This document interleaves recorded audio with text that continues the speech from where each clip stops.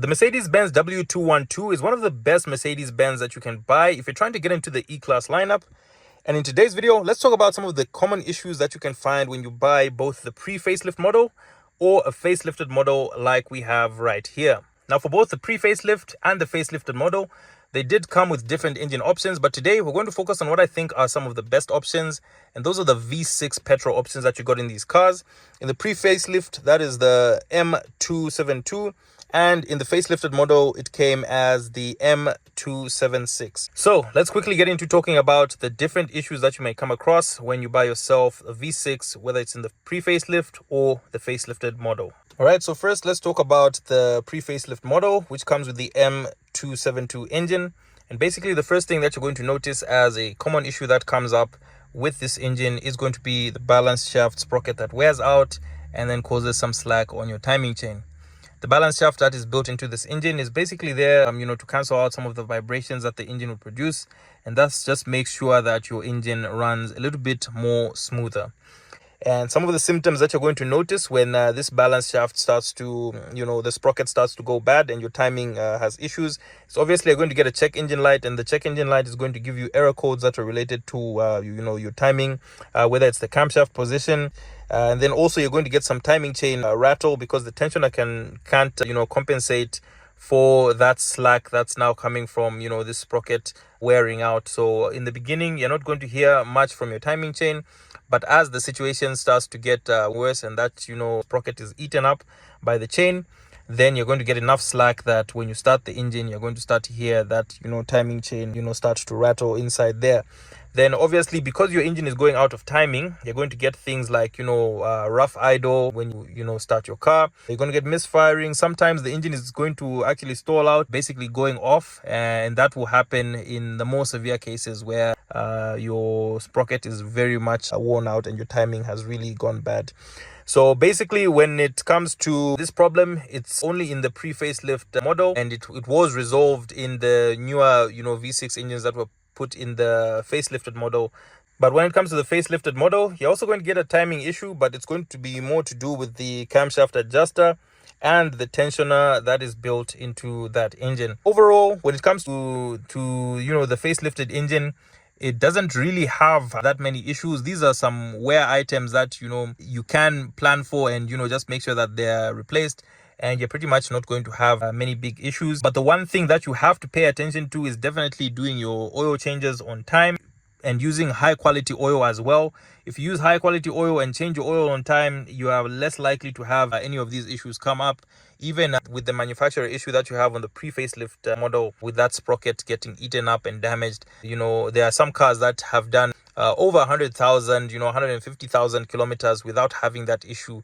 And that's because of timely, maintenance when it comes to your engine oil, and also using only high quality engine oil inside your Mercedes-Benz. Now, the second thing we're going to talk about when it comes to these vehicles is actually not to do with the engine, but to do with the transmission. On the pre-facelift model, you got the 7G Tronic transmission, and on the facelifted model, you get the 9G Tronic transmission. So when it comes to the automatic transmission, that is the 7G Tronic, it's physically a very strong transmission.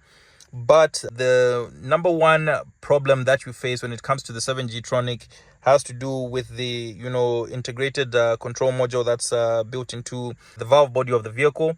So basically there are some electronic components that were put inside the transmission, literally where the gearbox oil sits, and basically that's the control module for the transmission. And it tends to be the thing that goes bad, and once that thing goes bad, it's pretty expensive to replace. So what are some of the symptoms that you can look out for when your electronic control module starts to go bad that's inside your transmission? You're going to get things like harsh shifting. So basically your transmission just feels like it's hard jumping into those gears. But also you're going to get things like delayed shifting, where you feel like there's like a slow transition into the next gear. Other things you're going to see is your transmission going into limp mode, where maybe it's only shifting into one gear, and different things like that. So when it comes to the 7G Tronic, you're going to see a lot of these symptoms when this valve body control module is starting to go bad. And basically the number one thing that you need to do to just make sure that this doesn't become a problem is make sure that you stay on top of your oil change. And that is also going to go for the 9G Tronic transmission. It's less problematic. They sorted out a lot of the issues that came out of the 7G Tronic, but even in the 9G Tronic, you're going to get things like, delayed shifting and, a few other issues. If you don't stay on top of your oil maintenance, you're going to have, solenoids that get stuck and cause problems for you, and sensors as well that, end up going bad. So when it comes to Mercedes-Benz, you can't do the Toyota mentality of if it's not broken, don't fix it. A lot of mechanics are going to swear by the fact that if a transmission is just shifting okay, then you don't need to do an oil change. But when it comes to Mercedes-Benz and even other German vehicles, you have to follow the gearbox maintenance the same way that you follow your engine maintenance. It's not going to happen as often as your engine maintenance. Changing the gearbox oil, you're going to have to do that every 70,000 to 90,000 kilometers. You have your gearbox oil changed. Yes, it's slightly significantly more expensive than doing an engine oil change, but at the end of the day, replacing the 9G Tronic transmission or replacing the 7G Tronic transmission is going to be way more expensive than you just doing a service and making sure that your transmission has a fresh blend of transmission fluid that makes sure that your components are cool and it doesn't end up giving you problems at the end of the day. So always remember to do your oil change on your transmission. Protecting your Mercedes-Benz E-Class has never been this simple, thanks to Nico Insurance Zambia's new digital platforms. So whether you're on the go or chilling at home, you can now access quality motor insurance directly on your phone.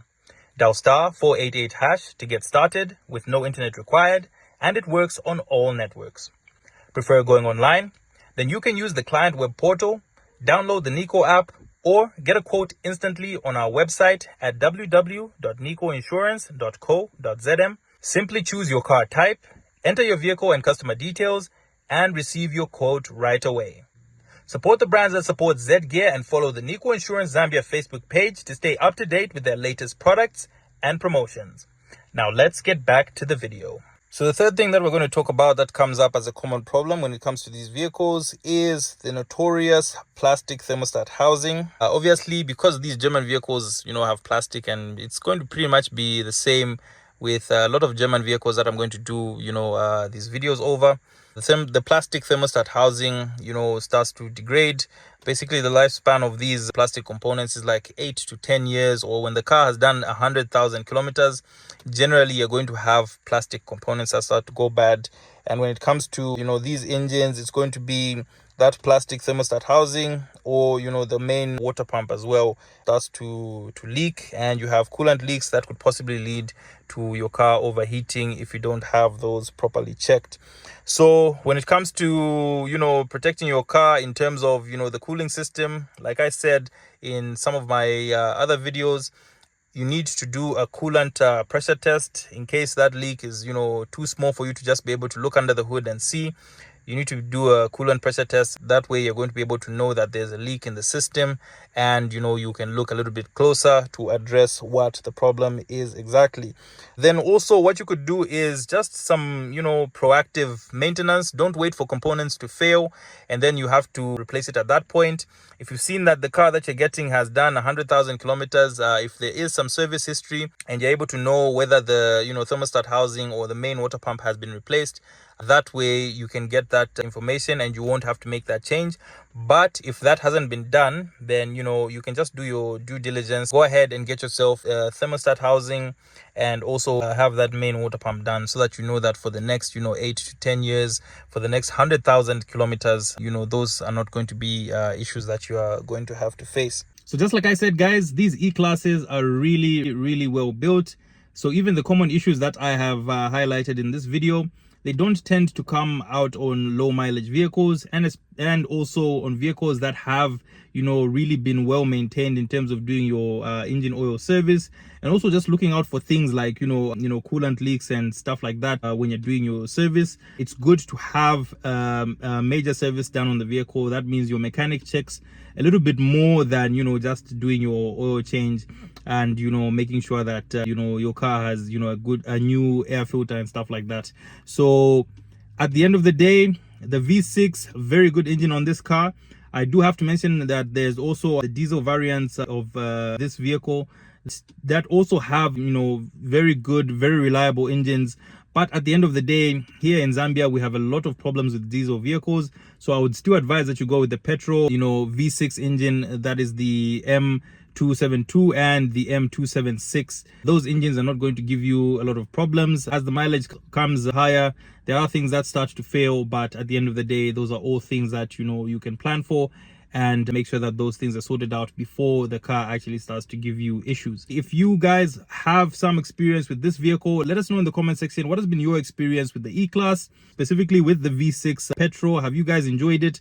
I had some time to drive this car, you know, for a couple of days.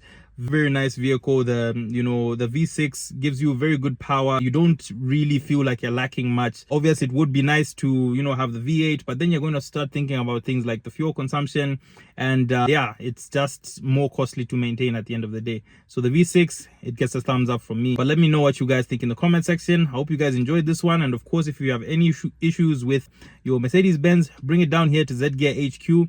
We've got qualified mechanics who can work on pretty much any issue that your car has. And also, if you want to buy a vehicle like this one, come down here to our showroom at plot 54 Zambezi Road. There you can also have a look at the other units that we have here. But that's been Mr. Patrick, guys, and until the next one, take care and drive safe.